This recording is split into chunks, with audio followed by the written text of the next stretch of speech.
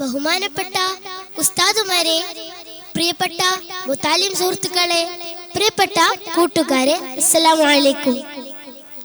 കാരുണ്യക്കടലായ അന്ത്യപ്രവാചകൻ മുത്ത് റസൂൽ മുഹമ്മദ് മുസ്തഫ സല്ലല്ലാഹു അലൈഹി വസല്ലമ തങ്ങളുടെ ജന്മദിനം കൊണ്ട് ആഘോഷിക്കുന്ന ഈ സുദിനത്തിൽ നിങ്ങൾക്ക് മുൻപിൽ 2 വാക്ക് സംസാരിക്കാനായി ഞാൻ ആഗ്രഹിക്കുകയാണ്. നാഥൻ തൗഫീഖ് നൽകുമാറാകട്ടെ. ആമീൻ. ഒരിക്കൽ മുത്തുനബി സല്ലല്ലാഹു അലൈഹി വസല്ലമ തങ്ങളും സ്വഹാബികളും നടന്നു പോകുകയായിരുന്നു. ആയിടെ മുത്തുനബി സല്ലല്ലാഹു അലൈഹി വസല്ലമ തങ്ങളുടെ മുകളിലൂടെ ഒരു പക്ഷി വട്ടം ചുറ്റി പറക്കുന്നു. അപ്പോൾ മുത്തുനബി സല്ലല്ലാഹു അലൈഹി വസല്ലമ തങ്ങൾ മുകളിലേക്ക് നോക്കിയപ്പോൾ കാര്യം എന്തെന്ന് മനസ്സിലായി. അപ്പോൾ തന്നെ മുത്തുനബി സല്ലല്ലാഹു അലൈഹി വസല്ലമ ഉറക്കെ വിളിച്ചു പറഞ്ഞു, ആരുടെ കയ്യിലാണ് ആ പക്ഷിക്കുന്നുള്ളത്? അപ്പോൾ ഒരു സഹാബി കൈ ഉയർത്തി എന്നിട്ട് പറഞ്ഞു, നബിയെ, എന്റെ അടുക്കലുണ്ട് ആ പക്ഷിക്കുഞ്ഞ്. അപ്പോൾ മുത്തുനബി സല്ലല്ലാഹു അലൈഹി വസല്ലമ തങ്ങൾ പറഞ്ഞു, സഹാബിയെ, ആ പക്ഷിയെ നിങ്ങൾ വെറുതെ വിടൂ. അത് കേട്ട മുത്തുനബി സല്ലല്ലാഹു അലൈഹി വസല്ലമ തങ്ങൾ പറഞ്ഞത് കേട്ട സഹാബി പക്ഷിയെ പറത്തി വിട്ടു. പക്ഷി അമ്മയും പറന്നുപോയി. അപ്പോൾ മുത്തുനബി സല്ലല്ലാഹു അലൈഹി വസല്ലമ തങ്ങൾ പറഞ്ഞു, നാം ഒരിക്കലും മറ്റുള്ളവരുടെ സാധനം മോഷ്ടിക്കരുത്. കണ്ടില്ലേ സുഹൃത്തുക്കളെ, മുത്തുനബി സല്ലല്ലാഹു അലൈഹി വസല്ലമ തങ്ങൾക്ക് മനുഷ്യരോട് മാത്രമല്ല സ്നേഹമുള്ളത്, പക്ഷികളോടും മൃഗങ്ങളോടും സ്നേഹമുണ്ട് എന്ന് പറഞ്ഞുകൊണ്ട് എന്റെ വാക്കുകൾ അവസാനിപ്പിക്കുന്നു. അസ്സലാമു അലൈക്കും വറഹ്മത്തുള്ളാഹി തആല വബറകാതുഹു. വേദിയിൽ മത്സരം തുടരുന്നു. Next call letter B on the stage. Letter B on the stage.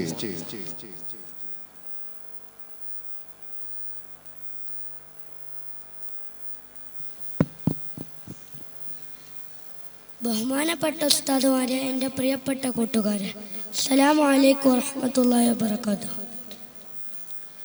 ഒരു ദിവസം മുത്തുനബി സല്ലല്ലാഹു അലൈഹി വസല്ലം ഒരു വഴിയിലൂടെ നടന്നു പോകുകയായിരുന്നു. അപ്പോഴാണ് ഒരു വീട്ടുമുറ്റത്ത് വലിയൊരു പുള്ളിമാനെ കാണുന്നത്. ആ പുള്ളിമാൻ്റെ അകിടിൽ നിറച്ചും പാൽ നിറഞ്ഞു കിടക്കുന്നു. അങ്ങനെ സങ്കടത്തോടെ ആ പുള്ളിമാൻ മുത്തുനബി സല്ലല്ലാഹു അലൈഹി വസല്ലമയെ അടുത്തേക്ക് വിളിച്ചു. എന്നിട്ട് പറഞ്ഞു, യാ റസൂലല്ലാഹ്, എൻ്റെ അകിടിൽ നിറയെ പാൽ നിറഞ്ഞു കിടക്കുന്നു. കാട്ടിലാണെങ്കിൽ കൊച്ചുകുട്ടികൾ വിശന്നരിയുകയാണ്. അത് കേട്ട് മുത്തുനബി സല്ലല്ലാഹു അലൈഹി വസല്ലമക്ക് സങ്കടം വന്നു. ഇതിൻ്റെ ഉടമസ്ഥനെ വിളിച്ചു പറഞ്ഞു, നീ ഒന്ന് ഇവനെ കാട്ടിലേക്ക് വിടണം, തിരിച്ചു വരുന്നവരെ ഞാൻ ജാമ്യം നിൽക്കാം എന്ന് പറഞ്ഞ് ആ പുള്ളിമാനെ മുത്തുനബി സല്ലല്ലാഹു അലൈഹി വസല്ലമ വിടുകയാണ്. കുറച്ചു നേരം കഴിഞ്ഞപ്പോൾ ആ പുള്ളിമാനെ കാണുന്നില്ല. മുത്തുനബി സല്ലല്ലാഹു അലൈഹി വസല്ലം കുറച്ചു നേരം കൂടി കാത്തിരുന്നു. അപ്പോൾ അതാ ഒരു ഓട്ടത്തിൻ്റെ സൗണ്ട് കേൾക്കുന്നു. അങ്ങനെ മുത്തുനബി സല്ലല്ലാഹു അലൈഹി വസല്ലം നോക്കുമ്പോൾ അതാ വലിയൊരു പുള്ളിമാൻ ഓടി വരുന്നു. അങ്ങനെ മുത്തുനബി സല്ലല്ലാഹു അലൈഹി വസല്ലമക്ക് ഈ പുള്ളിമാൻ്റെ കരുണ കണ്ടിട്ട് മുത്തുനബി സല്ലല്ലാഹു അലൈഹി വസല്ലം ഉടമസ്ഥനക്ക് പൈസ കൊടുത്ത് ആ പുള്ളിമാനെ വാങ്ങിയിട്ട് കാട്ടിലേക്ക് പറഞ്ഞയക്കാണ്. ഇത്രയൊക്കെ പറഞ്ഞുകൊണ്ട് ഞാൻ എൻ്റെ കൊച്ചു കഥ നിർത്തുന്നു. വാഖിറു ദഅ്വാനാ അൽഹംദുലില്ലാഹി റബ്ബിൽ ആലമീൻ. അസ്സലാമു അലൈക്കും വറഹ്മത്തുള്ളാഹി വബറകാതുഹു. പ്രധാന വേദിയിൽ മത്സരം തുടരുന്നു. Next call letter C on the stage. Letter C on the stage. പ്രധാന വേദിയിൽ ഈ മത്സരം കഴിഞ്ഞാലുടൻ സബ് ജൂനിയർ വിഭാഗം ഉറുദു പ്രസംഗം നടക്കുന്നതാണ്. മത്സരികൾ സജ്ജരാവുക.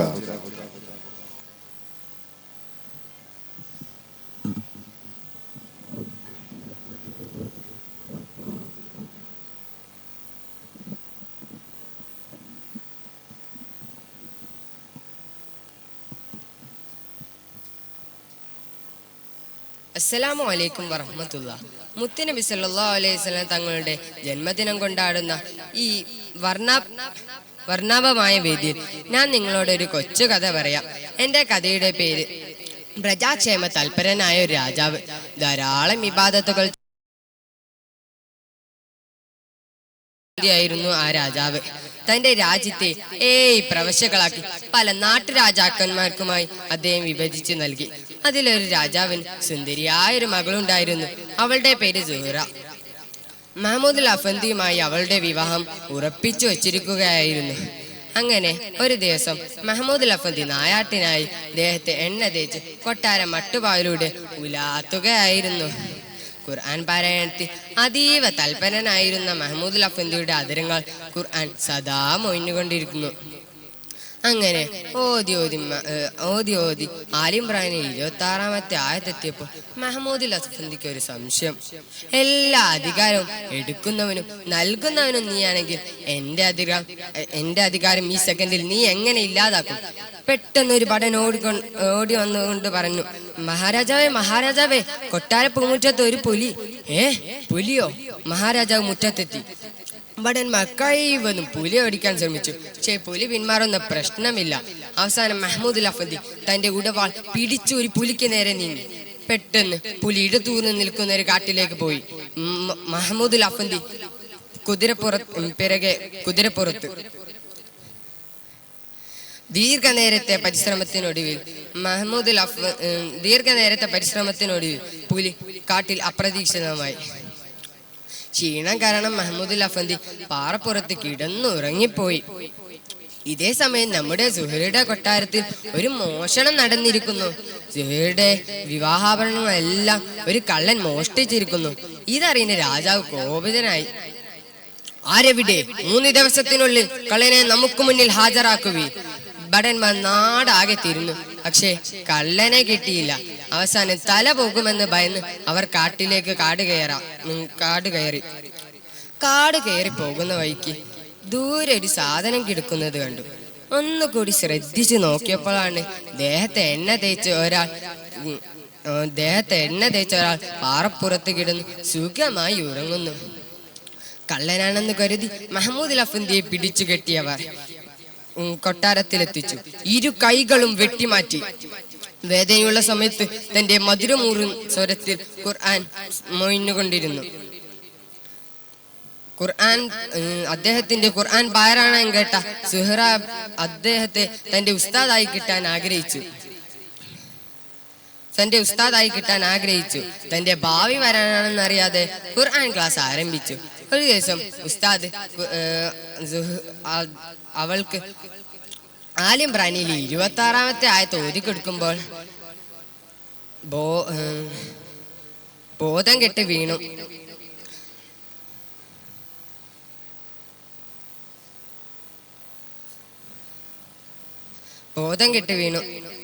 സംഭവം അന്വേഷിച്ചപ്പോഴാണ് അത് മഹമൂദുൽ അഫന്ദിയാണെന്ന് അവൾക്ക് മനസ്സിലായത്.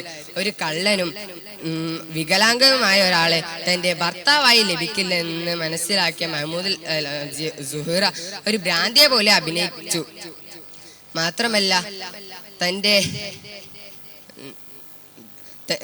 ഒരു കള്ളനെ തന്റെ ഭർത്താവായി കിട്ടാൻ വാശി പിടിക്കുകയും ചെയ്തു. തന്റെ മകളുടെ ഒരു വിവാഹ ജീവിതം ആലോചിച്ച രാജാവ് അതിനെ സമ്മതിക്കുകയും ചെയ്തു. അന്ന് താൻ ചെയ്ത പാപത്തിന്റെ പണ്ണമോർത്ത് മനമുരുകി പശ്ചാത്തപിക്കുകയായിരുന്നു മഹമൂദുൽ അഫന്ദി.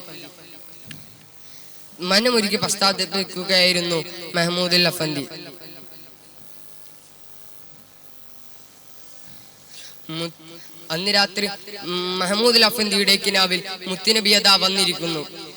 മുത്തുനബിയോട് തന്റെ വിഷമങ്ങളെല്ലാം പറഞ്ഞു. മുത്തുനബി അദ്ദേഹത്തോട് 2 കൈകൾ നീട്ടാൻ ആവശ്യപ്പെട്ടു. തന്റെ 2 കൈകളും നീട്ടിക്കൊടുത്തു. അത്ഭുതമെന്നിരിക്കട്ടെ, മുത്തുനബിയുടെ തിരുസ്പർശനമേറ്റതും ആ 2 കൈകളും തിരിച്ചു കിട്ടി. ഇതൊരാളിൽ നിന്ന് മറ്റൊരാളിലേക്ക്, അങ്ങനെ കൊട്ടാരം മൊത്തം ഈ വിവരം പടർന്നു. അങ്ങനെ മഹമൂദുൽ അഫന്ദിയാണെന്ന് മനസ്സിലാക്കിയ രാജാവ് അദ്ദേഹത്തിന്റെ കാൽക്കൽ വീണ് മാപ്പ് പറഞ്ഞു. രാജൻ, അങ്ങ് എന്നോടല്ലേ തെറ്റ് ചെയ്തത്? അതും അറിയാതെ ഞാൻ എന്റെ രക്ഷിതാവായ അള്ളാഹുവിനോടാണ് തെറ്റ് ചെയ്തത്. അതിനുള്ള ശിക്ഷയാണ് എനിക്ക് ലഭിച്ചത്. കൂട്ടുകാരെ, അള്ളാഹു ഉദ്ദേശിച്ചാൽ ഏത് കാര്യവും മാറി മറിയുമെന്ന് നിങ്ങൾക്ക് മനസ്സിലായില്ലേ? ഇത്രയും പറഞ്ഞതുകൊണ്ട് ഞാൻ എൻ്റെ കഥ അവസാനിപ്പിക്കുന്നു. വാഹിർ ദഅവാന അൽഹംദുലില്ലാഹി റബ്ബിൽ ആലമീൻ. വസ്സലാത്തു വസ്സലാമു അലാ വാഖിർ ദഅവാന അൽഹംദുലില്ലാഹി റബ്ബിൽ ആലമീൻ. അസ്സലാമു അലൈക്കും വറഹ്മത്തുള്ളാഹി വബറകാതുഹു. വേദിയിൽ മത്സരം തുടരുന്നു.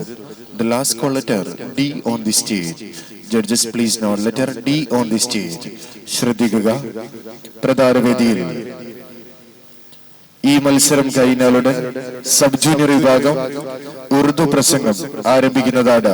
മത്സരികൾ എത്രയും പെട്ടെന്ന് ഗ്രീൻ റൂമിൽ റിപ്പോർട്ട് ചെയ്യേണ്ടതാണ്.